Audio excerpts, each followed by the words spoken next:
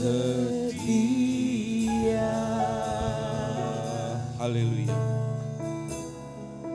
Terima kasih Bapa karena Engkau selalu setia memelihara kehidupan kami, mencukupkan segala kebutuhan kami. Di dalam perjalanan iman kami bersama-Mu Tuhan, kasih-Mu tidak pernah berkurang. Kasih-Mu tidak pernah lepas dari kehidupan kami. Terima kasih ya Bapa buat kebaikan-Mu.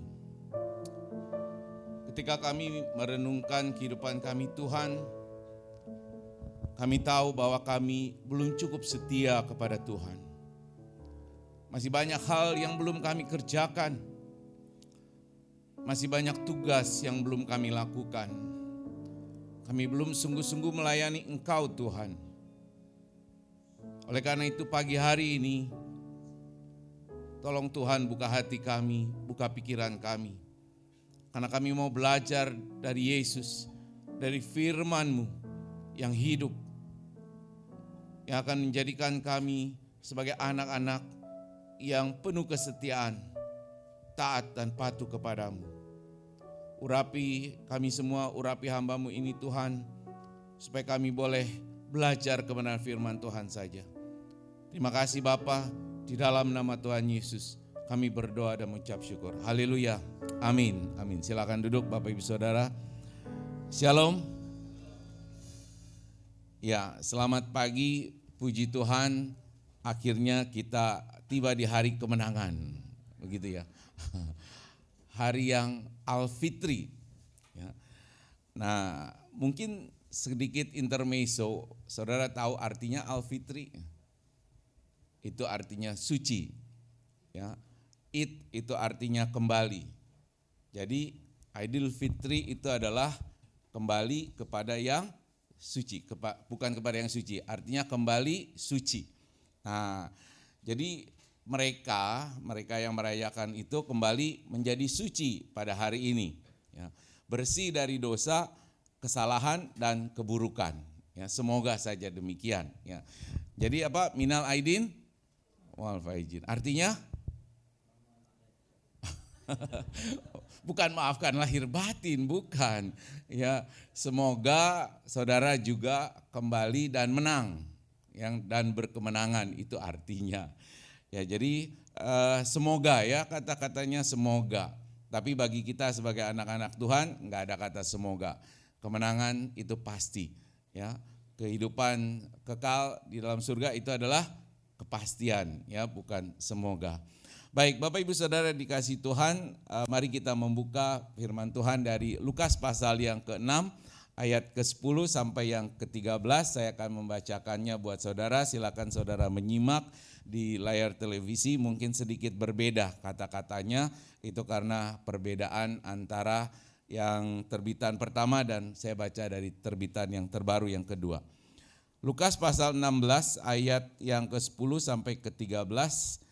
Ya, di Alkitab edisi kedua ini tidak ada perikopnya saudara, tapi di Alkitab yang edisi pertama ada perikopnya, yaitu setia dalam hal-hal kecil, sebuah nasihat. Demikian firman Tuhan, siapa yang setia dalam hal kecil, setia juga dalam hal besar. Siapa yang tidak benar dalam hal kecil, tidak benar juga dalam hal besar. Jadi jikalau kamu tidak setia dalam hal mamon yang tidak jujur, siapakah yang akan mempercayakan kepadamu harta yang sesungguhnya? Jikalau kamu tidak setia mengenai harta orang lain, siapakah yang akan memberikan hartamu sendiri kepadamu? Seorang hamba tidak dapat mengabdi kepada dua tuan, sebab ia akan membenci yang seorang dan mengasihi yang lain. Atau ia akan setia kepada yang seorang dan tidak mengindahkan yang lain. Kamu tidak dapat mengabdi kepada Allah dan kepada Mamon. Ya, demikian firman Tuhan. Yang berbahagia ialah kita yang selalu membaca, merenungkan dan melakukan firman Tuhan. Haleluya. Bapak Ibu Saudara yang dikasihi oleh Tuhan, tema khotbah hari ini adalah kesetiaan yang mendatangkan berkat. Nah, di dalam kamus besar bahasa Indonesia, kata kesetiaan itu diartikan sebagai keteguhan hati, ketaatan, dan kepatuhan. Ya, keteguhan hati, ketaatan dan kepatuhan. Jadi orang yang memiliki kesetiaan itu adalah orang yang memiliki keteguhan hati, percaya kepada sesuatu atau kepada seseorang. Orang yang memiliki kesetiaan adalah orang yang taat pada perintah dari orang yang dia ikuti. Dan orang yang memiliki kesetiaan adalah orang yang patuh terhadap aturan-aturan ataupun hukum-hukum dari yang dipercayainya. Ya, itu adalah kesetiaan. Nah, seorang hamba yang setia, dia akan teguh hati mengikuti tuannya dan melaksanakan segala perintah dari tuannya dengan begitu taat serta mematuhi aturan-aturan yang dibuat atau diberikan oleh tuannya. Nah, kalau kita melihat pribadi Yesus, dia adalah teladan kesetiaan bagi kita semua. Ada amin saudara? Ya, dia berteguh hati untuk melaksanakan misi Allah, yaitu menyelamatkan manusia.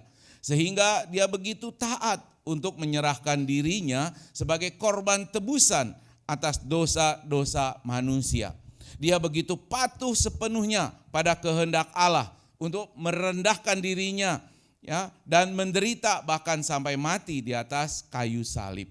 Dan karena kesetiaan Yesus, maka kita semua mendapatkan berkat.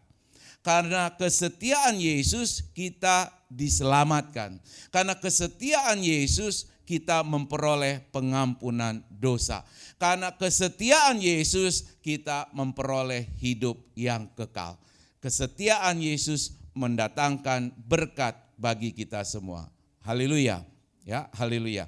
Nah, dengan fakta itu Bapak Ibu Saudara dikasih Tuhan, janganlah kita pernah mempertanyakan kesetiaan Tuhan.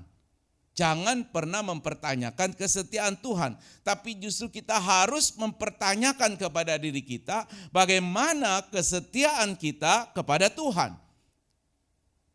Kita harus selalu bertanya, apakah kita ini betul-betul sudah taat, sudah setia kepada Tuhan? Apakah kita betul-betul punya keteguhan hati mengikuti Tuhan? Apakah kita betul-betul taat pada perintah-perintah Tuhan? Apakah kita sungguh-sungguh patuh pada aturan-aturan yang Tuhan sudah buat kita? Ya. Nah, Bapak Ibu Saudara yang dikasih Tuhan, dari perikop yang kita baca tadi, Tuhan Yesus ingin mengajarkan kepada kita beberapa poin tentang kesetiaan, ya, tentang kesetiaan. Nah, semoga dengan ini kita belajar, diingatkan untuk bagaimana kita bisa tetap setia kepada Tuhan, ya. Yang pertama poin dikatakan di ayat 10 tadi, ya, siapa yang setia dalam hal kecil, setia juga dalam hal besar. Siapa yang tidak benar dalam hal kecil, tidak benar juga di dalam hal besar. Nah, lewat perkataan ini Yesus hendak menunjukkan bahwa orang yang setia itu adalah orang yang punya komitmen untuk setia tanpa henti, baik di dalam hal kecil maupun hal besar. Nah, jika kesetiaan adalah bicara tentang ketaatan, maka orang yang setia tentulah orang yang taat dalam melakukan hal kecil. Saya berpikir-pikir, perintah kecil apa sih yang Tuhan Yesus berikan kepada kita? Ya. Perintah yang paling sederhana sebetulnya adalah kita harus membina relasi dengan Tuhan. Betul kan ya? Membina relasi dengan Tuhan. Dengan cara gimana? Dengan cara hal yang kecil, yaitu berdoa dan membaca, merenungkan firman Tuhan. Nah, jika kita tidak setia di dalam hal kecil itu, lalu bagaimana kita dapat setia di dalam hal besar? Seperti memberitakan kabar baik, ya, memberitakan Injil kepada orang-orang di sekitar kita. Ya, jangankan kita mau menginjili, masuk ke pedalaman-pedalaman untuk penginjilan ke daerah-daerah, ya. Hal kecil menceritakan kebaikan Tuhan Yesus saja kita belum setia. Ya, kadang-kadang kita suka ragu-ragu, kadang-kadang kita suka malu-malu. Betul kan ya? Wah, enggak mengaku nih kayaknya. Ya, begitulah ya, kita memang selalu begitu. Ya, tidak setia dalam hal kecil, maka kita tidak setia di dalam hal besar. Nah, saudara, kesetiaan itu bicara juga tentang kepatuhan. Dan amanat agung dari Tuhan Yesus sudah jelas sebelum dia naik ke surga yang kita akan peringati di bulan depan. Ya, di dalam Matius 28 ayat 19 sampai 20 dikatakan, karena itu pergilah jadikanlah semua bangsa muridku dan baptislah mereka dalam nama Bapa, Anak dan Roh Kudus dan ajarlah mereka melakukan segala sesuatu yang telah kuperintahkan kepadamu. Jadi kita perlu mengajarkan apa yang Tuhan Yesus perintahkan. Ya, ketahuilah aku menyertai kamu senantiasa sampai akhir zaman. Nah, itu adalah hal besar yang Tuhan ingin kita lakukan. Memberitakan Injil, mengajarkan apa yang Tuhan perintahkan kepada kita. Itu perkara besar yang harus kita kerjakan. Namun sekali lagi, kalau hal kecil saja kita tidak lakukan dengan setia, bagaimana kita bisa setia melakukan hal yang besar?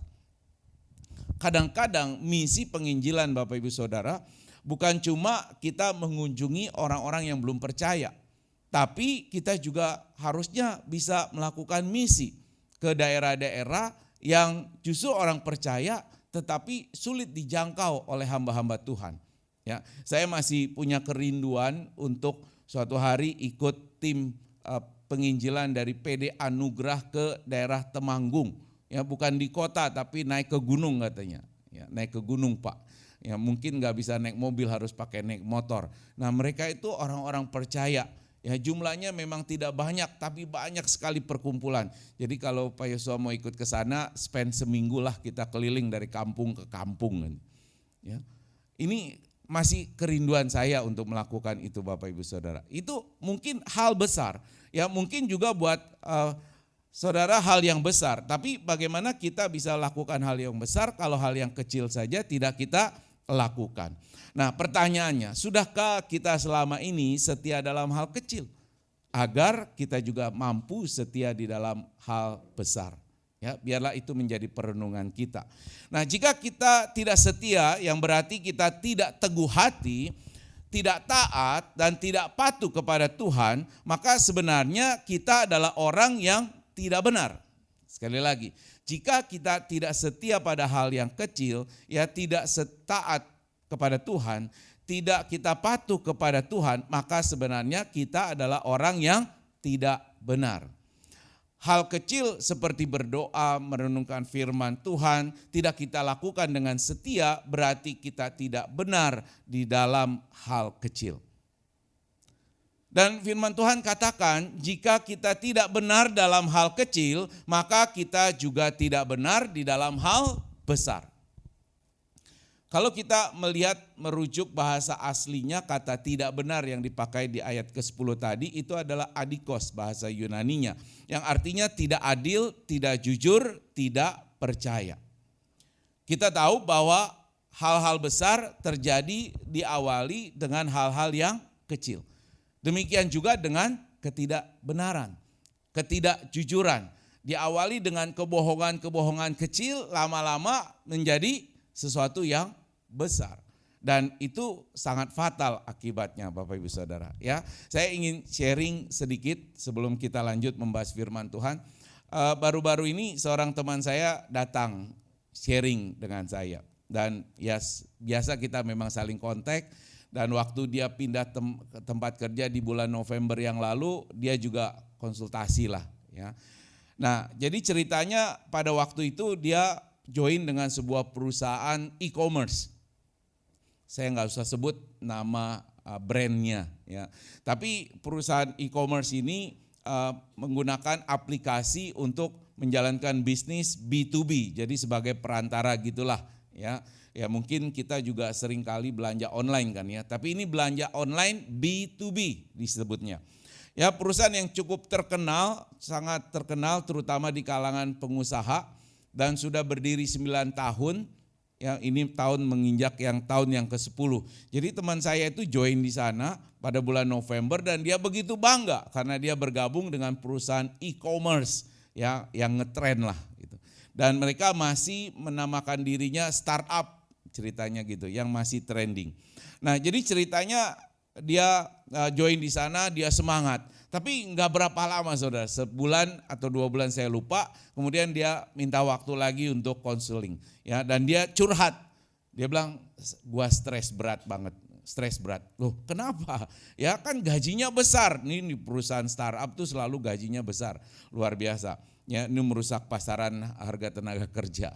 Jadi gajinya besar. Terus bilang, kenapa gajinya besar? Ya, kerja juga bisa nyantai karena di perusahaan itu kita boleh datang jam 10, pulang jam 4 sore, enggak ada masalah. Ya, jadi santai sekali kerjaannya. Kenapa jadi kamu stres? Barulah dia cerita. Ya, ternyata perusahaan itu tidak melakukan bisnis platform B2B yang sebenarnya. Itu semuanya hanya kedok belaka. Ya, kedok belaka. Terus saya tanya, penasaran dong ya, kenapa kok bisa begitu? Ya memang sejak awal perusahaan ini sebagai startup dibangun dengan satu niat baik untuk menciptakan satu platform bisnis online B2B. Tapi rupanya enggak seindah yang direncanakan di awal. Jadi akhirnya perusahaan itu kehabisan modal dan harus cari investor, kurang lebih begitu. Nah, maka si owner ini mulai mengarang satu cerita bahwa bisnis ini bisnis yang luar biasa, yang hebat, dibangun citra untuk bisa mendapatkan investor, ya investor. Yang which is sebetulnya ceritanya itu proposal untuk investor itu adalah separohnya adalah kebohongan, ya, yang di-create oleh si owner ini. Nah, dan itu mendapatkan respon yang baik, akhirnya dapat investor. Nah, dari situ si owner enak nih ya dapat investor, maka dia hidup dengan hasil uang investor itu, bayar gaji juga dengan itu.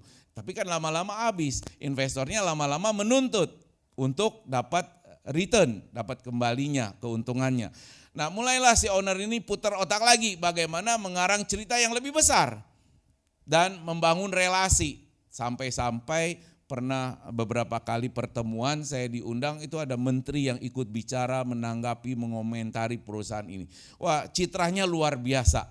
Terus dapat investor dan terus itu dilakukan. Ya, dapat investor, ya dia pakai foya-foya, happy-happy, bisnis nggak jalan karena itu kan cuma semua kedok. Habis sekarang lagi cerita, ya demikian seterusnya. Nah, teman saya ini jadi stres. Kenapa? Karena dia ditugaskan untuk mengarang cerita, ya, yang merupakan seperti khayalan dari si owner itu. Dia nggak sejahtera, dia anak Tuhan, saudara ya. Jadi dia nggak merasa sejahtera dan itulah yang membuat dia stres akhirnya. Tapi dari situ dia bilang, ya saya jadi ngerti nih bisnis platform e-commerce ini tidak semuanya adalah real, ya semuanya adalah kedok. Targetnya cuma satu, gimana semua bisa dibubble, dibesar-besarkan, akhirnya bisa masuk saham, itu targetnya tahun ini mereka harus masuk saham supaya bisa mendapatkan dana dari penjualan saham ya dengan markup sana sini seharga kurang lebih 10 triliun. 10 triliun. Realnya teman saya bilang ini enggak ada asetnya sampai sejauh itu. Ya, program-program aplikasi juga enggak senilai seperti itu. Itu semua adalah kebohongan. Nah, rupa-rupanya memang mungkin saya nggak tahu karena memang dunia sudah pada pinter, orang-orang yang membeli saham sudah pada pinter, jadi sampai hari ini belum berhasil nih perusahaan ini, ya belum berhasil. Dan pimpinan ownernya sudah dipanggil ke Jepang karena investornya dari Jepang, rupanya sudah dilakukan press penekanan dan pemimpinnya ini mulai stres, ya mulai berhalusinasi, ya mulai berhalusinasi. Untuk apa? Ya mungkin mau menciptakan kebohongan yang lain ya. Nah, yang saya mau sampaikan pada saudara bahwa adalah kadang-kadang kita nggak sadar satu kebohongan kecil kita buat, maka akan kita tutupi dengan kebohongan yang lebih besar. Ya, yang lebih besar lagi kita akan lakukan lagi. Ya, kita setia di dalam ketidakbenaran yang kecil, maka kita akan juga tidak setia di dalam hal kebenaran yang besar. Ya, maka dari itu jangan mulai dari hal yang kecil. Amin ya. Ya, sama halnya saudara, kalau kita menggunakan mata tidak benar. Ini hal yang kecil, mata aja ya tidak benar. Melihat gambar-gambar yang amoral, maka kecenderungan nanti bisa membuat kita melakukan tindakan-tindakan perzinahan. Ya, tindakan amoral, tindakan-tindakan perselingkuhan. Dimulai dari yang kecil. Sama halnya juga ketika menggunakan uang. Ya, menggunakan uang dengan cara yang tidak benar dalam hal yang kecil. Mungkin awalnya iseng-iseng main judi online, iseng-iseng doang. Tapi lama-lama wah itu menjadi kebiasaan, harta kekayaan bisa habis, bahkan bisa melakukan pencurian, ya, korupsi. Dan itulah yang mungkin saya belum pernah ceritakan dengan lengkap di tempat ini. Pada bulan tahun lalu di perusahaan yang lama, saya pernah juga kena imbasnya gara-gara satu orang staf saya melarikan uang, ya, menggelapkan uang. Padahal uang itu adalah uang untuk mendukung persekutuan doa perusahaan, untuk membagi PK buat hamba-hamba Tuhan yang kita undang. Ya, dimakan 60 juta. 60 juta hilang, renyap. Ya, padahal itu adalah uang dari perusahaan untuk mendukung persekutuan doa. Ya, akhirnya diungkap kenapa dia lakukan itu, karena ditangkap, ya. Kita tangkap orangnya. Dan dia nyatakan bahwa itu untuk membayar utang. Kok bisa utang? Ya karena judi online. Dan rupa-rupanya itu bukan cuma sekali itu dilakukan. Di perusahaannya yang lama pun dia lakukan yang sama rupa-rupanya. Ya, dan dia dikejar-kejar banyak orang. Ini perempuan ya saudara, anak Tuhan juga, malu-maluin aja kan, anak Tuhan. Ya akhirnya ya dipenjarakan lah. Saya nggak tahu hari ini dia udah bebas atau enggak. Ya tapi semuanya berawal dari hal yang kecil. Nah oleh karena itu janganlah kita menggunakan mamon yang tidak jujur itu dengan tidak benar. Dimulai dari hal yang kecil. Ya itu poin yang pertama saudara. Yang kedua, poin yang kedua yang Tuhan Yesus ingin ajarkan adalah berkaitan dengan uang itu sendiri atau mamon yang tidak jujur. Nah lalu apa maksudnya mamon yang tidak jujur saudara? Ya sesuai dengan konteks di ayat yang ke-10 yang tadi kita sudah bahas renungkan ya, di mana Yesus membuat perbandingan nih antara perkara kecil dan perkara yang besar. Nah, uang adalah perkara yang kecil sebetulnya. Perkara yang besar itu adalah kekekalan. Jadi uang bukan hal yang terlalu penting sebenarnya. Memang penting buat kita ya, tapi tidak terlalu penting dibandingkan dengan kekayaan secara spiritual atau secara rohani atau bersifat kekekalan. Nah, apa yang saya sampaikan ini ditekankan oleh Tuhan Yesus di ayat yang ke-11. Ya, saya bacakan buat saudara ayat yang ke-11. Jadi jikalau kamu tidak setia dalam hal mamon yang tidak jujur, siapakah yang akan mempercayakan kepadamu harta yang sesungguhnya? Jadi mamon yang tidak jujur itu adalah uang yang sebetulnya hal yang kecil. Sementara harta yang sesungguhnya yang kita miliki itu adalah yang bersifat kekekalan. Yang bersifat kekekalan. Sayangnya kadang-kadang kita ini lebih mempercayakan hidup kita dengan uang, dengan mamon yang tidak jujur. Ya kalau punya uang hati senang gitu ya. Kalau tidak punya uang, hati senang juga, bohong. Ya nggak mungkin. Ya. Nah, tapi kadang-kadang kita harus sadar bahwa uang itu sering mengecoh kita. Seringkali uang kita pikir bisa memberikan kita kebahagiaan. Mungkin iya, tapi sementara. Ya, cuma sayangnya banyak orang justru menaruh harapan besar kepada uang, kepada harta kekayaan. Nah, jadi sebagai anak Tuhan kita harus ingat bahwa itu adalah hal kecil. Hal kecil, justru kita harus mengejarnya harta yang besar, yaitu kekayaan kita di surga. Namun demikian, meskipun mamon yang tidak jujur itu tidak boleh dipercaya sebagai sarana untuk memperoleh kebahagiaan, namun hal tersebut atau mamon itu semestinya dapat dan harus bisa kita manfaatkan untuk mencapai tujuan kita yang lebih besar, kebahagiaan kita. Jadi artinya apa? Mamon yang tidak jujur itu kita harusnya bisa gunakan untuk mencapai atau mendapatkan kekayaan kekal di surga nanti. Ya, saya ingin membacakan buat saudara, nanti saudara baca sendiri mungkin di rumah ya, lebih lengkapnya dari ayat sebelumnya Lukas pasal 1 sampai Lukas 16 ayat 1 sampai 16 sampai 9 maksud saya. Lukas 16 ayat 1 sampai ke 9 kurang lebih begini.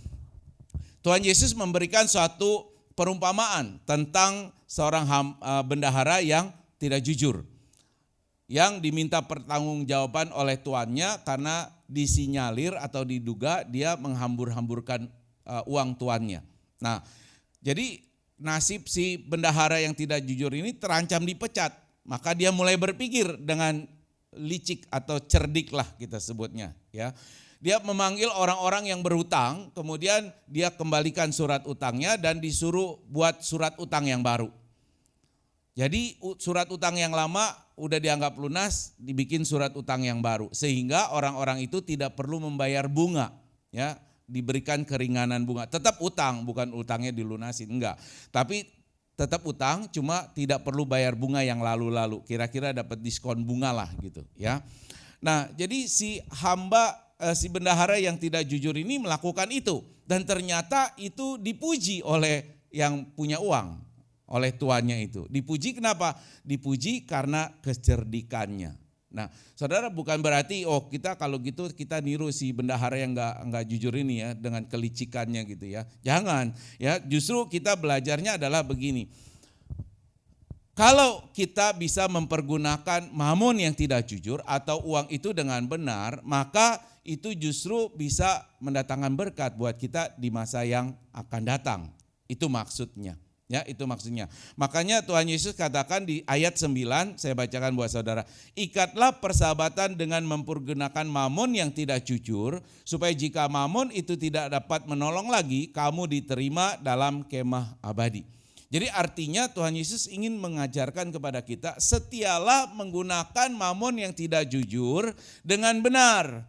Ya, dengan benar supaya kita bisa memperoleh harta kekayaan yang sesungguhnya secara rohani.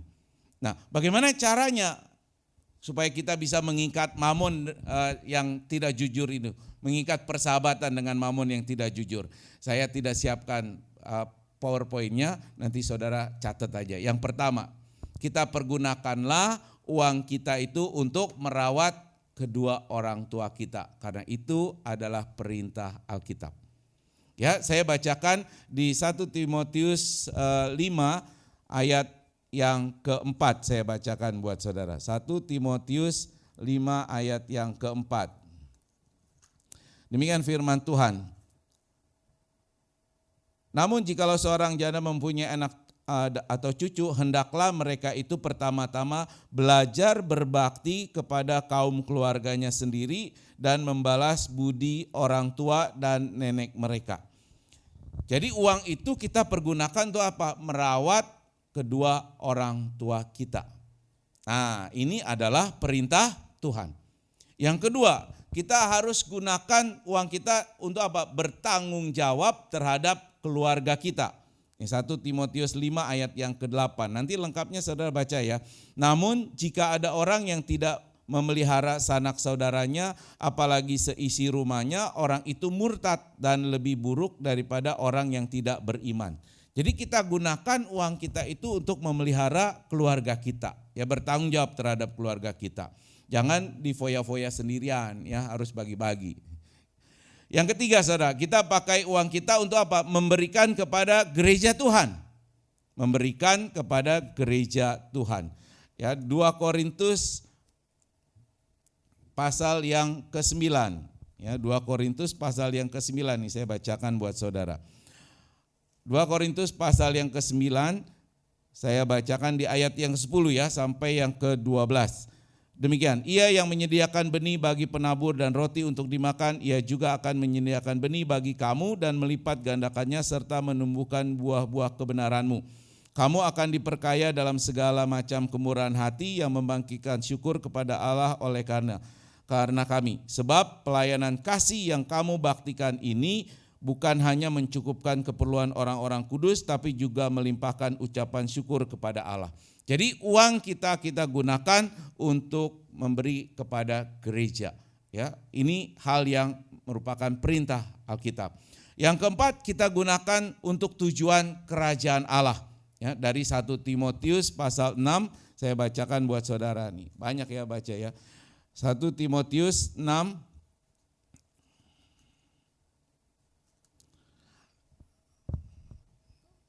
1 Timotius 6 ayat yang ke-17 sampai 19 ya.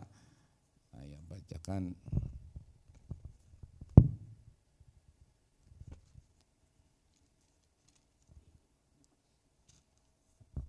1 Timotius 6 ayat yang ke-17. Peringatkanlah orang-orang kaya di dunia ini agar mereka jangan tinggi hati dan jangan berharap pada sesuatu yang tak tentu seperti kekayaan. Melainkan pada Allah yang dalam kekayaannya memberikan kepada kita segala sesuatu untuk dinikmati.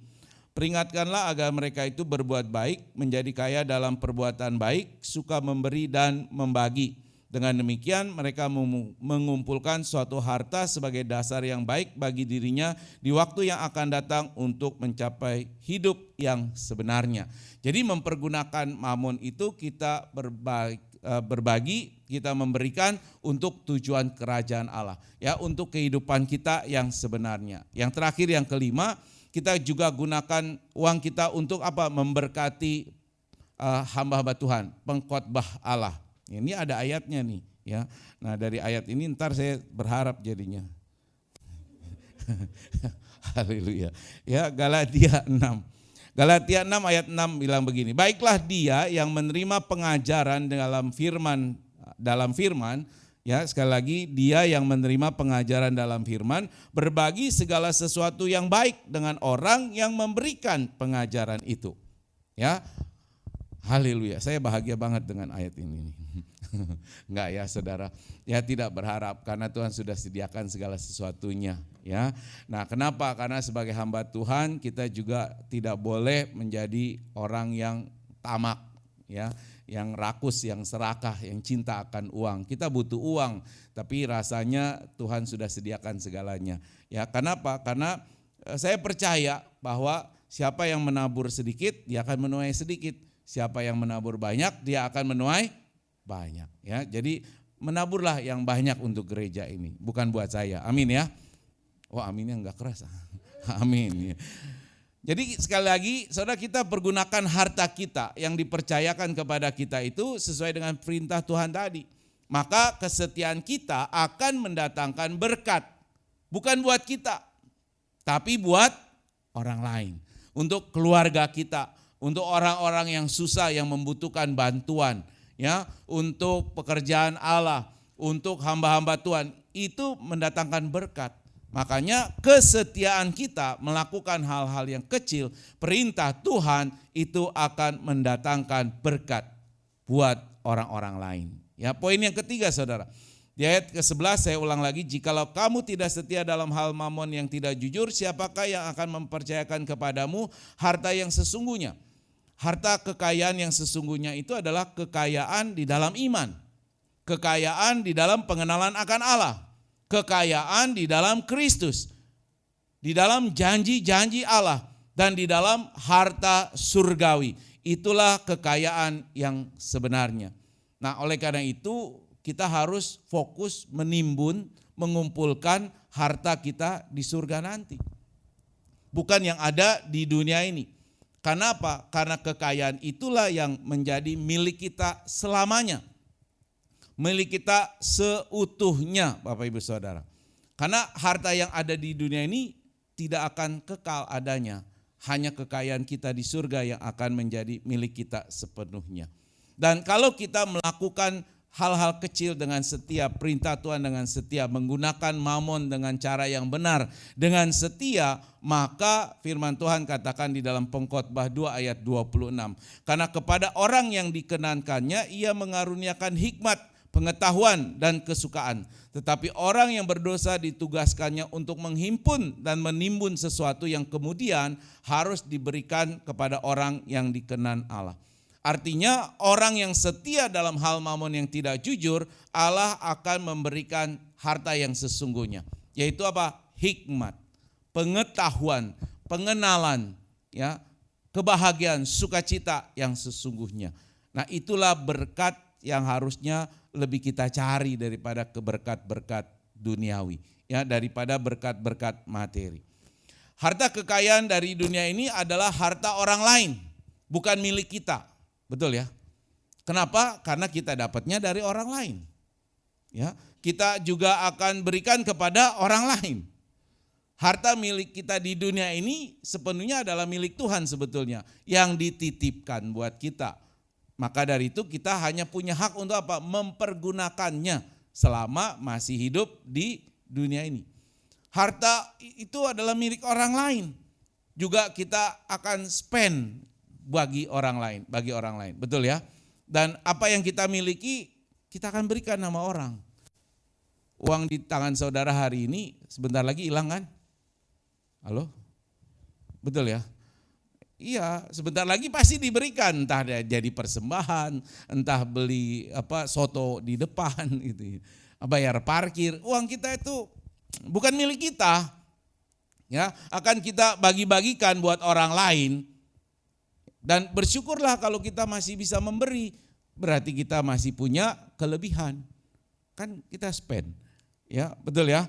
Nah, oleh karena itu sekali lagi mari kita gunakan harta kita dengan cara yang benar agar mendatangkan berkat harta rohani bagi kehidupan kita.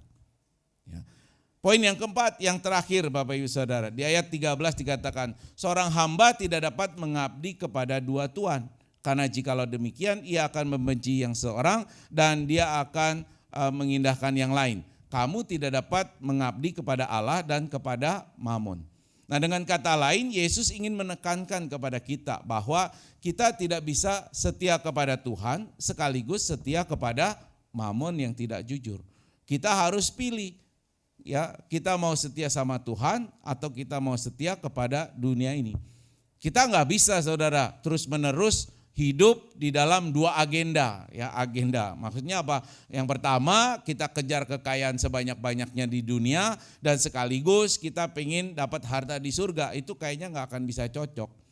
Ya, karena banyak orang waktu miskin dia setia sama Tuhan, tapi begitu udah hartanya banyak, wah mulai berubah, ya mulai berbeda. Nah, itu yang banyak terjadi. Nah, kita bisa melihat ya kalau kita mau mengkilas balik ya kehidupan Salomo. Saudara tahu Salomo kan sangat diberkati oleh Tuhan. Bahkan dia adalah salah satu yang bertemu langsung dengan Tuhan 2 kali loh. Dia juga ditugaskan membangun bait Allah. Ya, tapi setelah dengan segala kelimpahan kekayaan yang dia miliki, sampai dia juga luar biasa kaya, punya 1000 istri. Ya 700 istri, 300 selir gitu. Ya buset kan ya. Buset. Mungkin satu gimana? Udah ribet ya. 1000 lah gak habis-habis. 1000 ya. Tapi justru dalam keadaan yang itu dia terpuruk. Ya, karena kesombongannya, keangkuhannya. Yang awalnya dia ikut setia dengan Tuhan, berubah saudara. Gara-gara dia mendapatkan kekayaan yang berlimpah. Dan kita tahu akhir kehidupannya ya dia menjadi penyembah berhala karena diseret oleh para istri-istrinya itu. Ya, nah sangat menyedihkan. Oleh karena itu kita harus meneguhkan hati, saudara. Setia kepada Tuhan atau setia kepada dunia ini. Ya, tidak bisa kita bermain dengan dua kaki istilahnya. Nah, Yakobus 4 ayat 4 katakan begini, hai kamu orang-orang yang tidak setia, tidakkah kamu tahu bahwa persahabatan dengan dunia adalah permusuhan dengan Allah? Jadi siapa saja yang hendak menjadi sahabat dunia ini, ia menjadikan dirinya musuh Allah. Jelas, tegas, ya tidak bisa kita bermain dalam dua agenda. Kita perlu tahu bahwa Tuhan kita itu adalah Tuhan yang eksklusif. Tuhan yang pencemburu dan dia tidak senang diduakan. Ya, tidak senang diduakan. Jadi kita harus meneguhkan hati kita saudara. Kita harus tetap taat, kita harus tetap setia kepada Tuhan. Ada amin? Dan itu akan mendatangkan berkat buat kita. Ya, firman Tuhan katakan siapa menabur banyak dia akan menuai. Meskipun belum waktunya datang tapi pasti suatu hari kita akan menuai. Ya, jadi berkat yang Tuhan mau pesankan buat kita pada pagi hari ini bukanlah semata-mata berkat uang, bukan berkat materi. Karena itu semua hal kecil. Tapi Tuhan mau memberkati hidup kita. Memberkati kita dengan penuh hikmat. Memberkati kita dengan damai sejahtera. Ya, dan yang lebih lagi memberkati kita dengan harta kekayaan yang ada di surga kelak. Ya, itu adalah milik kita seutuhnya. Nah, oleh karena itu sebagai penutup kita harus tetap fokus dan setia kepada agenda Allah. Yakni setia melakukan hal-hal yang kecil, membina relasi dengan Allah, dan setia melakukan hal-hal yang besar, yaitu memberitakan Injil Kristus. Adakah komitmen itu di hati saudara? Melakukan hal-hal yang kecil, membina relasi dengan Tuhan, berdoa, membaca firman Tuhan, dan melakukan hal-hal yang besar, memberitakan Injil keselamatan Kristus. Ya, kita juga perlu setia melakukan hal-hal yang benar, saudara. Yaitu menggunakan mamon yang tidak jujur untuk memberkati orang lain. Ya, untuk tujuan rohani supaya nama Tuhan dipermuliakan. Dan semua kesetiaan itu, kesetiaan kita kepada Kristus pasti akan mendatangkan berkat bagi kita dan orang-orang di sekeliling kita. Pertanyaan perenungan minggu ini, maukah saudara tetap setia kepada Tuhan? Mari kita berdoa. Bapa di surga, terima kasih buat firman-Mu yang boleh mengingatkan kami Tuhan pada pagi hari ini, bahwa kami harus tetap setia melakukan hal-hal kecil, perkara-perkara kecil di dalam perjalanan iman kami, yang mungkin seringkali kami abaikan, kami sepelekan, yaitu berdoa, membaca firman Tuhan, merenungkan firman Tuhan. Supaya kami juga tetap setia untuk perkara-perkara besar, memberitakan Injil Kristus kepada orang-orang di sekeliling, supaya lebih banyak orang boleh diselamatkan, menerima Engkau sebagai Tuhan dan Juru Selamat. Sehingga kami boleh menjadi berkat bagi orang-orang di sekeliling kami. Dan kami boleh memuliakan nama Tuhan. Terima kasih ya Bapa, Engkau juga mengingatkan kami untuk mempergunakan mamon yang tidak jujur, harta uang yang kami miliki untuk pekerjaan Tuhan, untuk memberkati orang-orang di sekeliling, untuk merawat, memelihara keluarga kami sendiri. Terima kasih ya Bapa, kami tahu kami belum setia sepenuhnya. Tapi di pagi hari ini kami mau kembali belajar karena kami sudah diingatkan untuk tetap setia hanya kepada Tuhan. Kami tidak bisa bermain di dalam dua agenda. Kami hanya harus fokus kepada Tuhan dan kami harus terus mengarahkan hati kami kepada Tuhan. Karena kami tahu kehidupan ini adalah fana. Harta kekayaan yang kami miliki tidak ada artinya. Semua hal kecil yang tidak berguna, yang suatu hari akan hilang. Tapi kami tahu harta kami yang sesungguhnya, yang menjadi milik kami seutuhnya, yaitu kekayaan di surga. Dan lebih lagi kami tahu bahwa kami harus menjadi kaya di dalam pengenalan akan Tuhan. Kami harus kaya di dalam kedekatan dengan Kristus. Kami harus kaya dengan hikmat dan pengetahuan yang dari Tuhan. Sehingga hidup kami penuh menjadi berkat bagi orang lain dan hidup kami diberkati. Terima kasih ya Bapa buat firman-Mu, biar kiranya Roh Kudus yang memeteraikannya di dalam hati kami semua. Terpujilah Engkau di dalam nama Tuhan Yesus. Haleluya. Amin.